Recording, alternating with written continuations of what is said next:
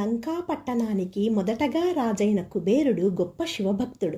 రావణ కుబేరులకు తల్లులు వేరైనా తండ్రి ఒక్కరే. రావణాసురుడు లంక నుంచి కుబేరుణ్ణి తరిమివేయగా కుబేరుడు శివుని గూర్చి తపస్సు చేసి నవనిధులకు సమస్త సంపదలకు అధిపతి అయ్యాడు. ఒకసారి కుబేరుడు కైలాసానికి వెళ్ళి, స్వామి, మీకు నాపై గల కరుణకు మీకు ఏదైనా అత్యంత అమూల్యమైనది ఇవ్వాలనుంది అన్నాడు.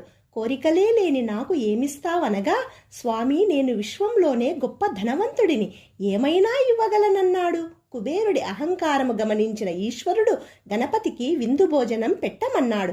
ఘనంగా విందు ఏర్పాటు చేశాడు. ఎంత తిన్నా భవంతిలోని భోజన పదార్థాలు ఖాళీ అయినా గణపతికి ఆకలి తీరలేదు. తన అహంకారానికి ఈశ్వరుడి పరీక్ష అని తెలిసి, స్వామి, అందరికీ అన్నీ ఇచ్చే నీకు నేను ఏమివ్వగలను, క్షమింపమని ప్రార్థింపగా గణపతి ఆకలి తీరింది.